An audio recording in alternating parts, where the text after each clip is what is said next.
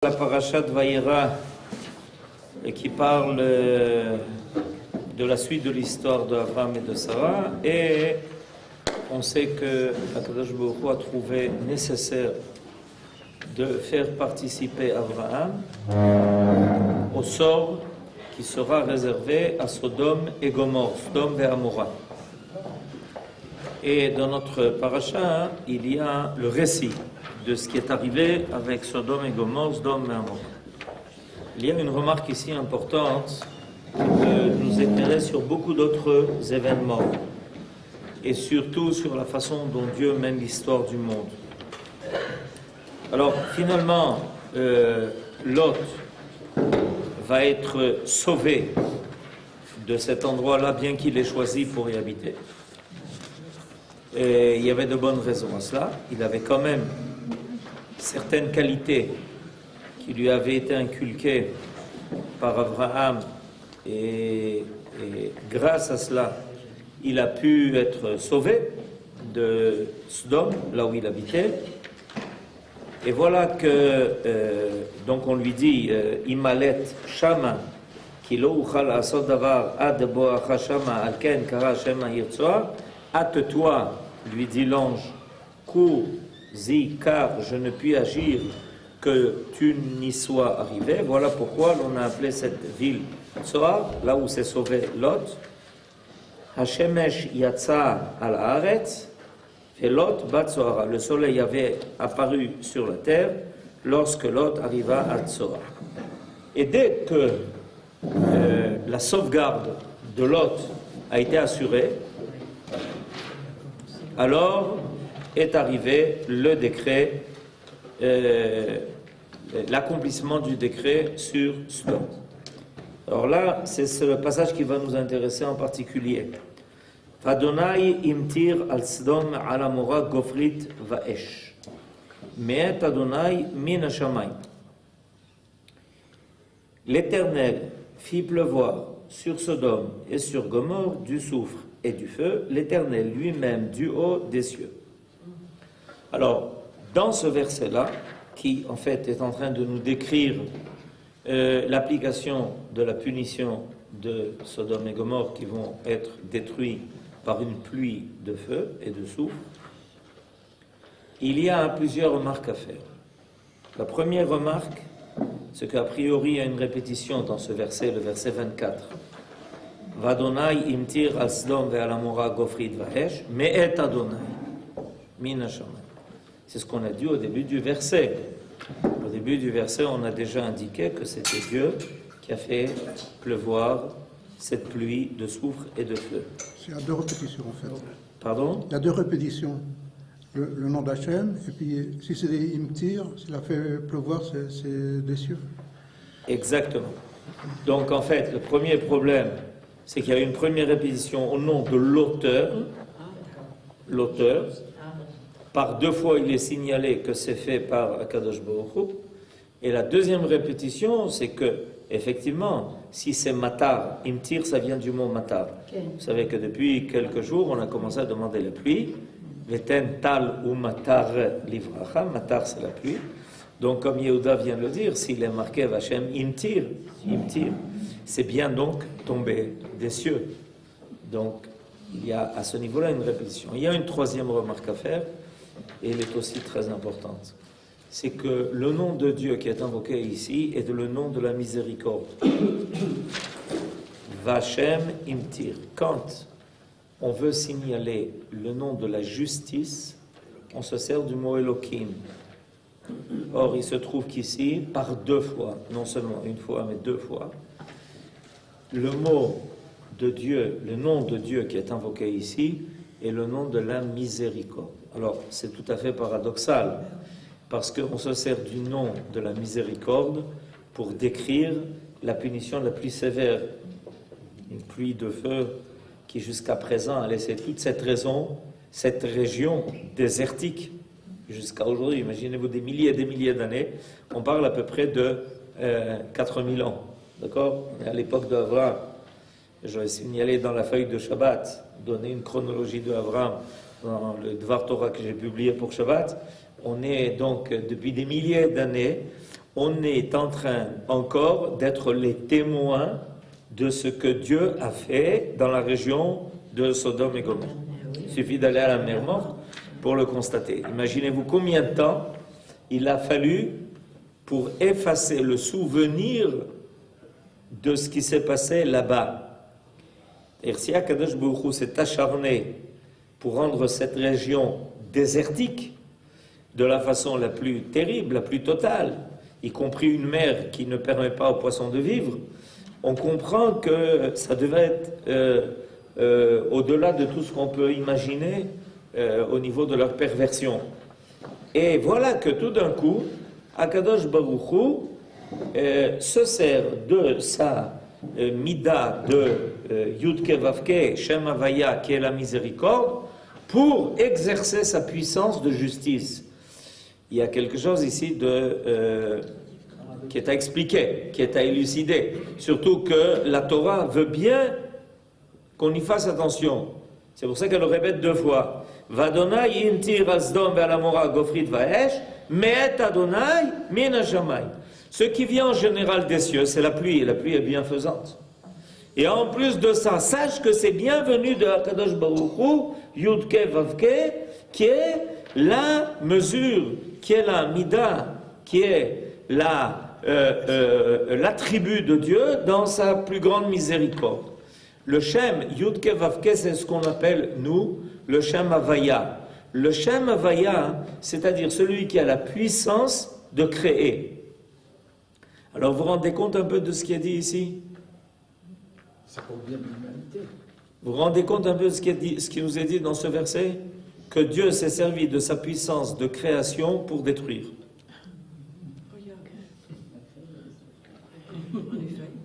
Il faut le faire. Il n'y a que la Torah qui peut dire des choses pareilles. Vous comprenez? Ça s'appelle Shem Havaya. C'est quoi Shem Havaya? C'est le nom de l'être. C'est comme ça que c'est Havaya, le fait d'être.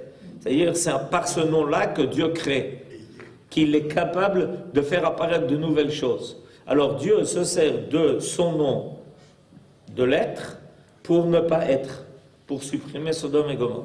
Alors Yosef, vous avez dit quelque chose. C'est peut-être pour le bien de l'humanité. Ah ouais. Parce que par le comportement de ces gens-là, il est évident que c'est la clé de l'équation et on doit comprendre pourquoi. Et ça, vous comprenez, c'est là qu'on voit la grandeur de la Torah. Quand on s'aperçoit que la Torah, dans n'importe quelle autre culture, n'importe quelle croyance, on aurait fait apparaître les foudres du ciel. C'est comme ça qu'on parle, des foudres du ciel. D'accord ou pas? Vous avez appris ça dans votre enfance? Les foudres du ciel? Et bien voilà que dans la Torah, pour parler des foudres du ciel, on nous parle de Dieu dans sa capacité de créer. C'est pas par hasard. C'est une autre façon de considérer les choses. C'est une autre appréhension de l'histoire des hommes. Et voilà ce qu'on veut comprendre aujourd'hui. Alors on va lire ensemble. Et l'Éternel avait fait pleuvoir partout où il est dit « et l'Éternel », parce que regardez, le verset 24 commence par la lettre Vav, comme s'il y avait quelqu'un avec Akadosh Baruch Hu. Va Hashem imtir. Vous comprenez? On commence le verset par Vav, c'est-à-dire avec lui, qui est avec lui, Rachid dit, l'Éternel, c'est lui et son tribunal céleste. Ainsi, le châtiment apparaît comme étant le résultat des postulats de la justice, comme ceux de l'amour. Étant donné que le nom divin employé ici, Havaya, signifie habituellement le Dieu d'amour et de miséricorde. En effet, et c'est ça qu'il faut expliquer, aussi impitoyable que fut le châtiment, il épargna néanmoins une famille qui put y échapper. Alors, première explication, pourquoi il y a raison de faire apparaître ici l'attribut de l'être? Parce que dans le profond de cette catastrophe énorme qui a fait un bruit énorme dans le monde, parce que c'était considéré comme l'endroit le plus prospère, le plus réussi, le plus riche, et tout est détruit, il y a une étincelle qui est néanmoins sauvée. Et cette étincelle, c'est Lot. Tov, kol hakavod.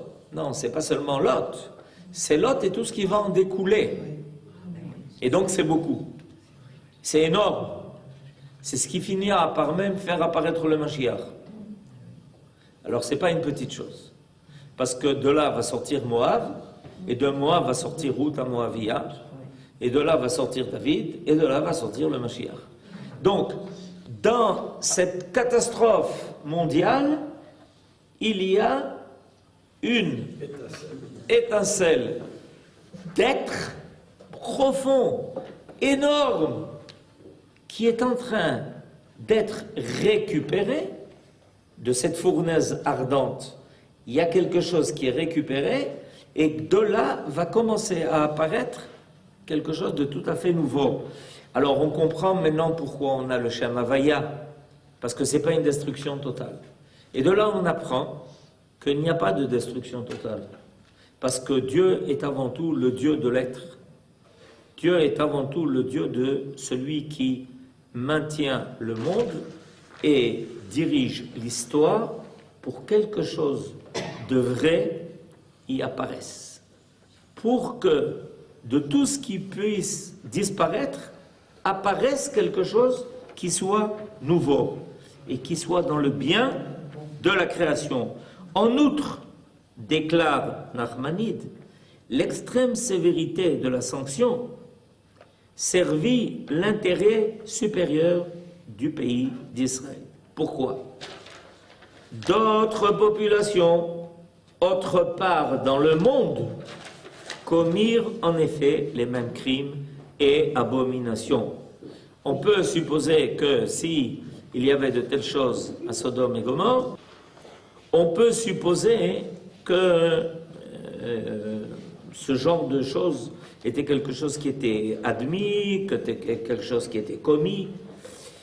Les mêmes crimes et abominations, pourtant, sans être frappés, pour autant de la peine d'extermination. Mais étant donné que la terre d'Israël est le sanctuaire du Seigneur, comme il est marqué Echal Hashem dans Yirmiyahu, que cet endroit s'appelle Echal Hashem.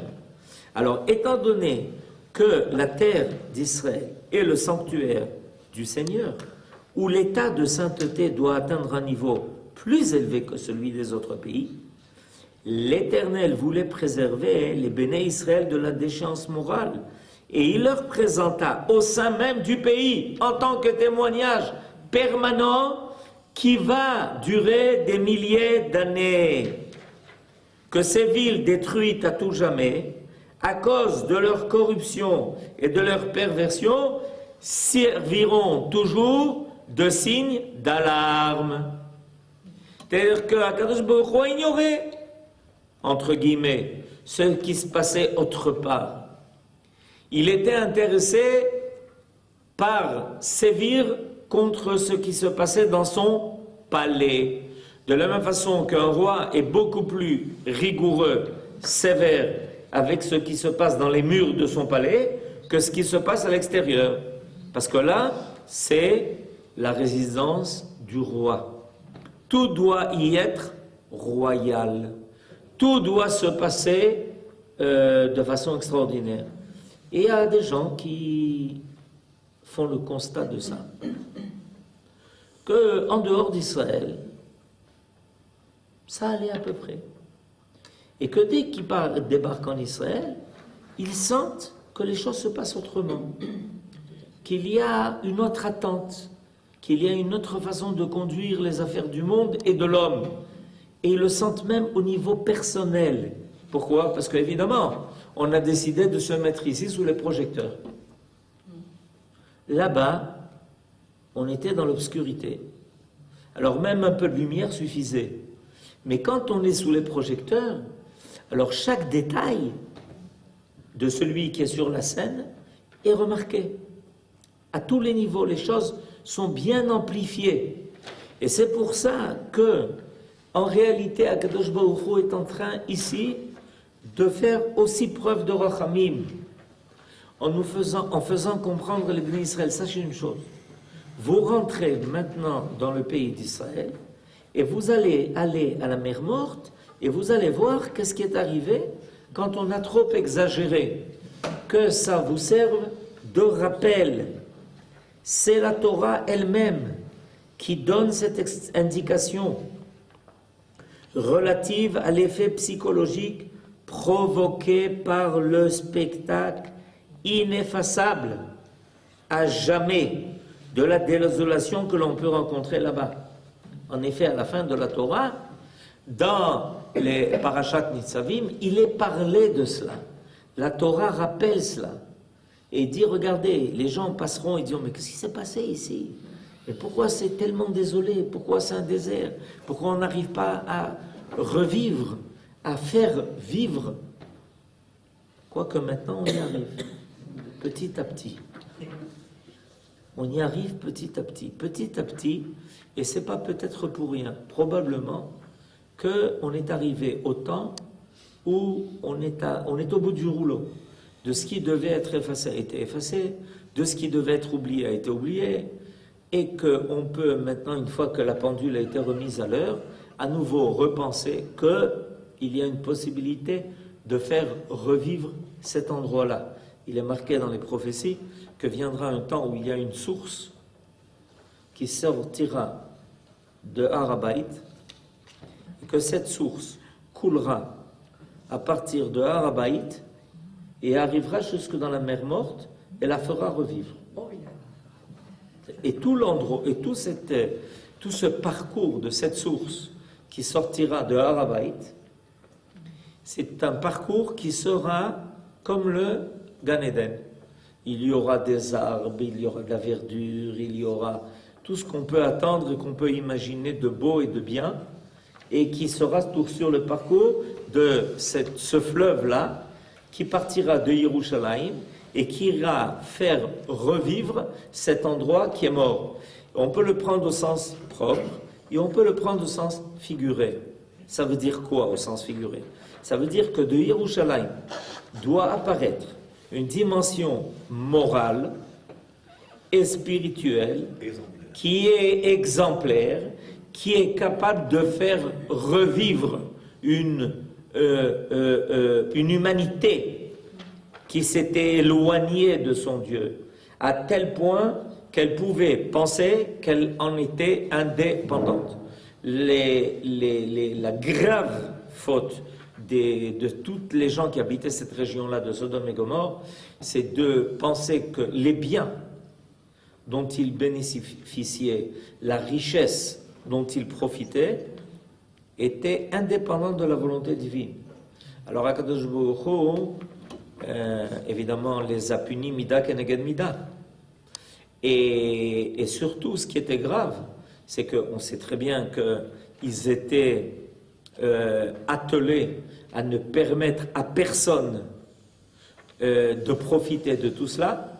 Et alors Akadosh Baruch Hu dit, moi je fais apparaître le bien dans le monde pour que vous soyez mes shlichim, mes intermédiaires par lesquels le monde entier pourra profiter de tout ce qu'il y a de bien et de beau là-bas.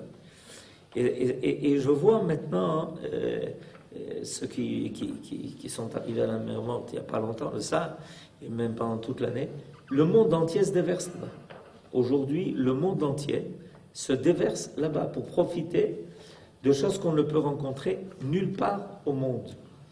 Et le Ham Israël, il a réussi, ce que personne d'autre n'avait fait avant lui, à récupérer ce qui paraissait comme étant la plus grande désolation, la chose la plus terrible, pour finalement aider les gens du monde entier qui viennent profiter du soleil, qui viennent profiter de la boue de la mer Morte, qui viennent profiter... Enfin, on aime bien mettre les gens dans la boue, quoi.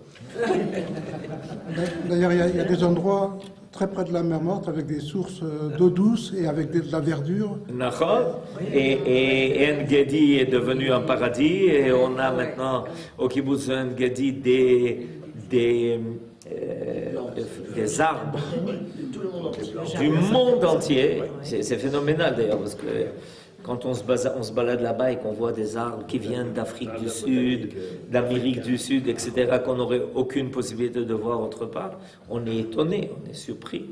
Et voilà que l'homme Israël arrive à récupérer cela. Alors en réalité, le prophète nous le dit de façon très imagée, en nous disant que viendra un temps où une source, tout d'un coup, sortira de Harabaït. C'est pas par hasard de Harabaït, parce que c'est l'endroit du Mikdash. Et c'est exactement l'antithèse de ce que a été Sodome et Gomorrhe, les Havdil. Le Beth Amikdash, c'est Siat Dusha, et Sodome et Gomorrhe, c'est Siatouma. Siatouma. C'est-à-dire, c'est l'opposé l'un de l'autre. Et nous avons la force, nous, Am Israël, grâce à Eretz Israël, et avec Eretz Israël, nous avons la force de redonner vie à ce qui paraissait mort. C'est intéressant, je sais pas. Vous êtes jeune, mais moi, à mon âge, je me rappelle que quand j'étudiais au lycée en France, alors on nous parlait des langues mortes. Et dans la liste des langues mortes, il y avait le latin, le grec et l'hébreu. Eh bien, il est bien mort. Les Romains, oui, les Grecs aussi, mais nous, non. Nous, on est bien vivants. C'est comme ça qu'on les appelait, ces lettres. Vous vous rappelez de ça? Ça s'appelait les langues mortes. Évidemment, l'idée, c'était pas de dire seulement que c'était la langue qui était morte. Évidemment, il n'y a personne pour la parler, donc c'est les langues mortes. Et ça me rappelle d'ailleurs une blague une fois, je crois, j'étais en troisième, je crois, et mon prof de maths, il avait posé une équation comme ça difficile au tableau. Il me dit, alors monsieur, qu'est-ce que vous pensez de cette équation? Alors j'étais en train de réfléchir, alors il me dit, c'est quoi? C'est pour vous de l'hébreu? Je dis, non, si c'était... J'ai rigolé parce que l'hébreu, je comprends, mais ça, je vois pas de quoi vous parlez. Est-ce qu'on peut considérer que c'est une forme de Kriyat Amitim? Ben vadaï que c'est Kriyat Amitim. C'est clair, Kriyat Amitim. Il faut se rappeler que dans la prière, c'est dit au présent. C'est pas dit au futur. Baruch Ata Hashem, Mechaye Hametim. Il y a une force divine de résurrection permanente, constante. Maintenant, au fur et à mesure, elle prend de l'ampleur. Ça commence par faire revivre une terre qui était désolée pendant 2000 ans, la langue qui était morte, le peuple qu'on a voulu faire disparaître. Et petit à petit, cette force de Triyat Ametim prend de l'ampleur. Et quand un jour, il y aura Triyat Ametim des gens qui sont Metim, on ne sera pas étonné. Progressif.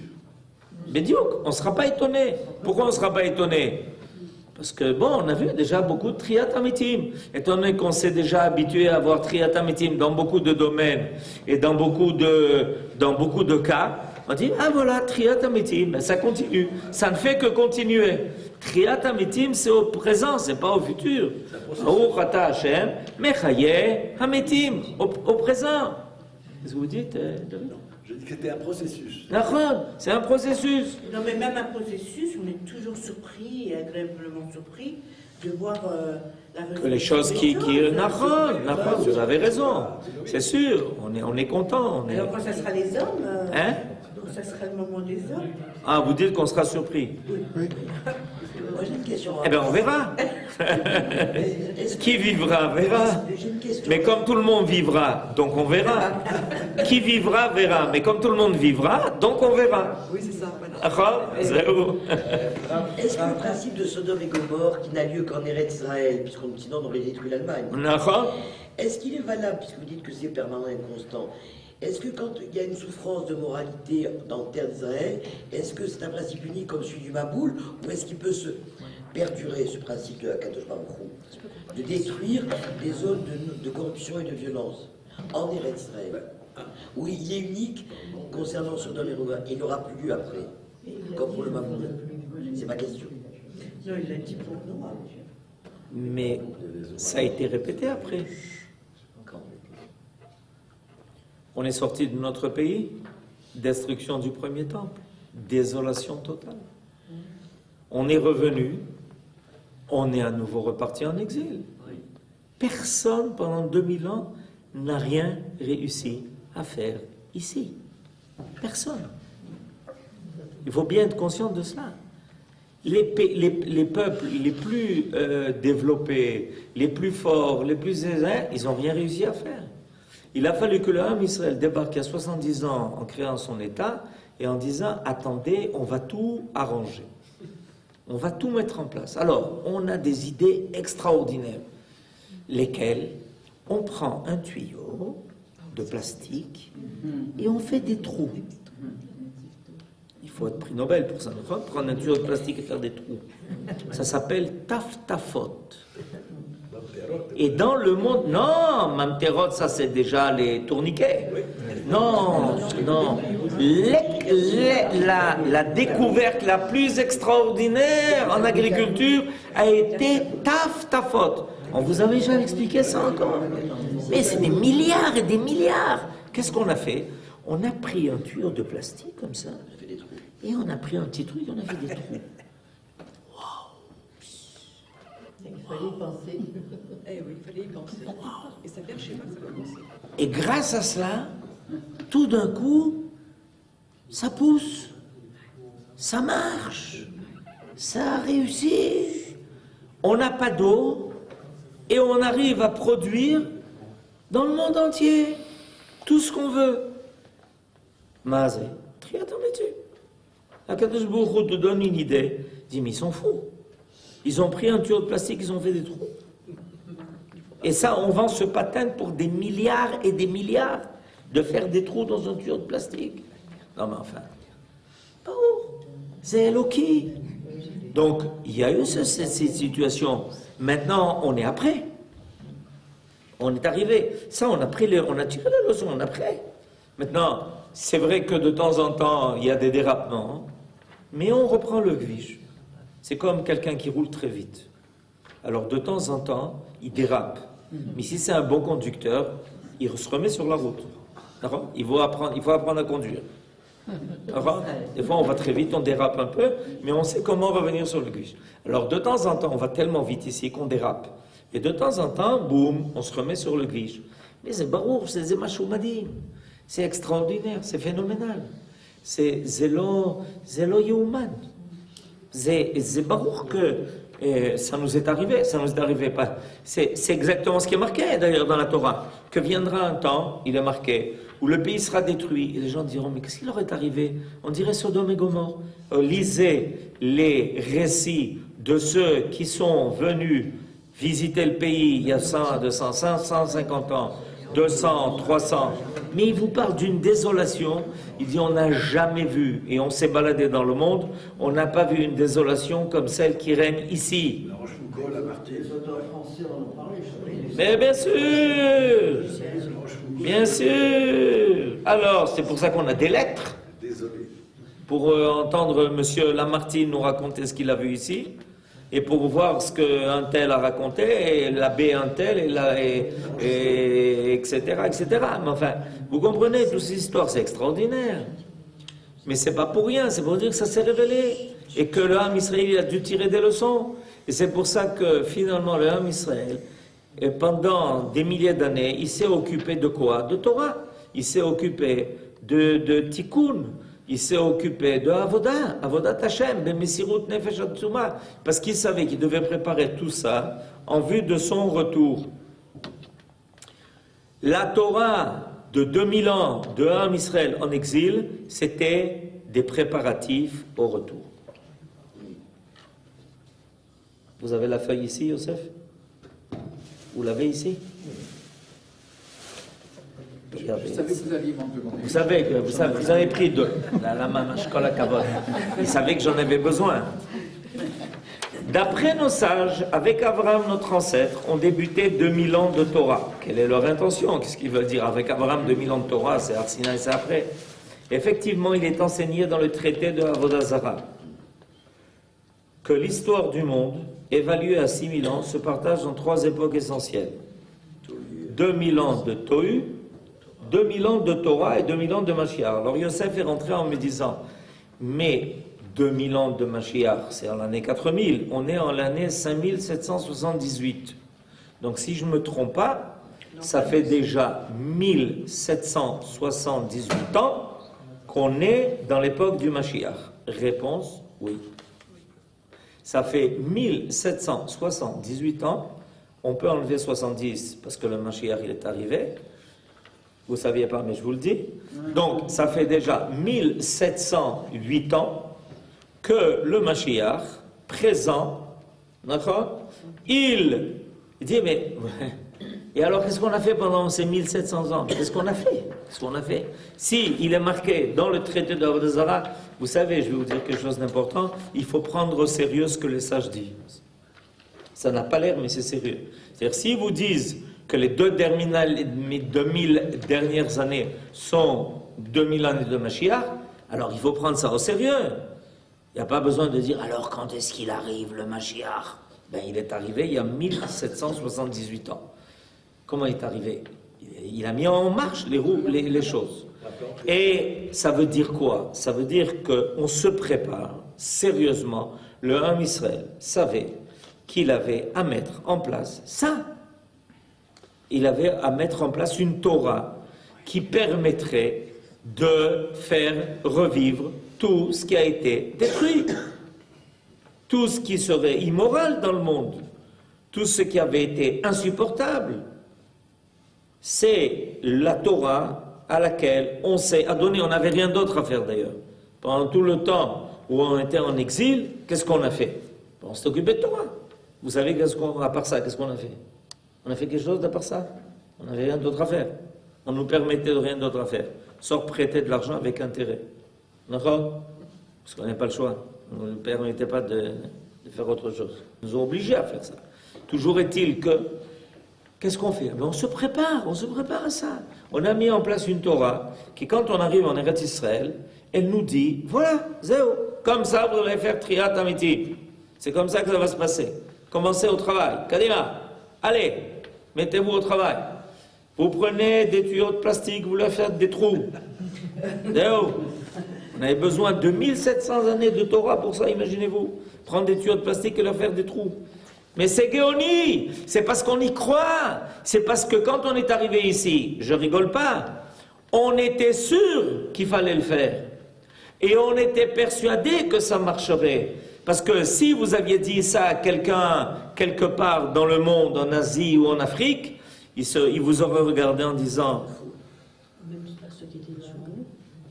Enfin, tu vas pas nous faire croire que c'est comme ça que ça va marcher. En prenant des tuyaux de plastique et en faisant des trous. C'est pas sérieux. C'est ça la Imouna. C'est ça le fait qu'on était persuadé. On était persuadé que quand on est revenu, ça allait marcher. Tout ce qu'on allait faire allait marcher. On allait faire du bruit sur une boîte en plastique et les ennemis auraient peur. C'est ce qu'on a fait pendant la guerre d'indépendance. On tapait sur les choses en faisant croire que c'était des bombes. Oh. On était sûr. Il fallait, mais c'est pas normal. Si, c'est normal. C'est notre Torah qu'on a mis au point pendant 2000 ans qui nous a permis de ça. Moi, dans tous les cas, à la maison, j'ai fait des trous. Oui. Dans les tuyaux. Oui. Ma femme n'était pas contente. Parce qu'il n'y avait pas de plante à côté. Est-ce que vous pensez que c'est possible qu'on ait mis en marche un processus pour éliminer nos ennemis? Bien sûr qu'on l'a mis en place. La meilleure preuve, c'est qu'on est là. Vous imaginez-vous qu'on on a d'ailleurs de temps, cette semaine, on leur a donné 2 rappels. Vous ne suivez pas les informations? Non. Vous n'avez pas les informations. Cette semaine, on leur a donné 2 rappels. Un au nord et un au sud. En leur disant, écoutez, vous essayez tous les moyens, toutes les méthodes, etc. Mais aussi, nous, on a des méthodes et des moyens. On fait des trous dans les tuyaux en plastique. Et ça marche. Alors attention, faites attention à nos trous, parce qu'on a des tuyaux en plastique très particuliers.